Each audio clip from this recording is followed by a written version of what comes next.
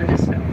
See, they both have a B-U-R-G-H on the end, even though they are both pronounced differently. Right now, we are coming upon the very congested confluence of the three rivers. Watch out for that horn, as the captain said. But this is where the Allegheny and Monongahela rivers come together and they form the Ohio, which carves out downtown Pittsburgh's distinctive peninsula shape, which is nicknamed the Golden Triangle. The very names of these three rivers is an indicator of all the Native American tribes that once called this area home, thousands of years before any Europeans set foot, and many of them still do today. We began our voyage on the Monongahela River. The Monongahela is a mud-based river, and that's important because its very name references that muddy characteristic. Monongahela is a Wenami word, which roughly translates to falling banks or steep sliding banks along the water. The Mon is 128 miles long, and it begins in Fairmont, West Virginia, which is south from here. We're going to continue our voyage down the Allegheny River. Now, that is a Lenape word that, again, roughly translates to beautiful stream. It begins in Otter County, Pennsylvania, which is north from here, and it flows 325 miles all the way down here. And if you look to the left, you can see what the two of them that is the Ohio River. The name Ohio is a Seneca word that roughly translates to good river or fair waters, and it's by far the longest of the three. Beginning here in Pittsburgh, the Ohio River will flow 981 miles to Cairo, Illinois, where it flows right into the Mississippi River. It's a connection with the Mississippi, along with a lot of other important waterways, that makes Pittsburgh an unusually busy inland water port, one of the busiest inland ports in the nation.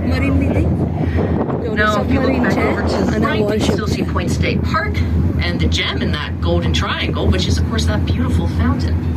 Now, the park is 36 acres of dedicated green space. But in the middle of the 20th century, I should say, the point did not look anything like this. It actually looked pretty bad. It was just a bunch of busted up old factories in urban decay.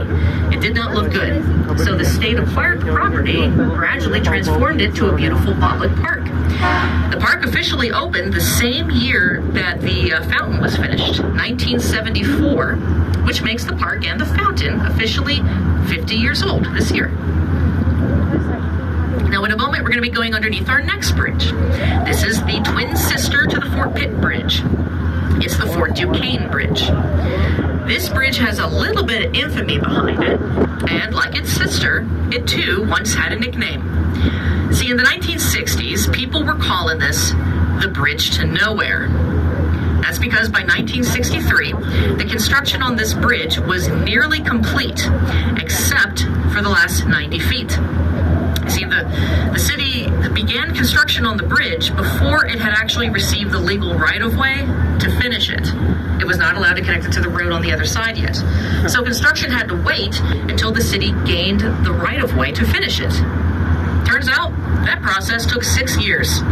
So for 6 years, the bridge simply stopped midair, making it totally unusable, and therefore a bridge to nowhere. At first, the bridge had wooden barricades on the ramps so people couldn't drive their car onto the unfinished bridge. But wooden barricades are light and easy to move. And for whatever reason, they were not where they needed to be one very foggy night in 1964. That is how a 21-year-old University of Pittsburgh student accidentally drove his station wagon onto the bridge to nowhere.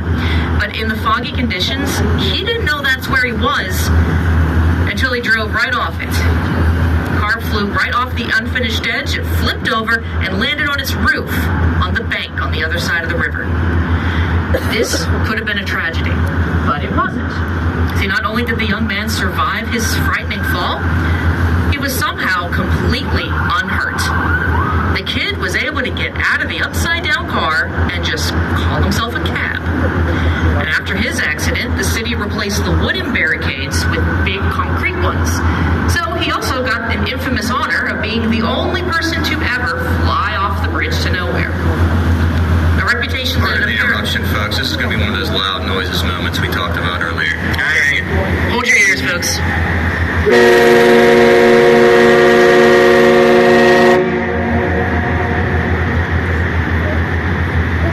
good, Captain?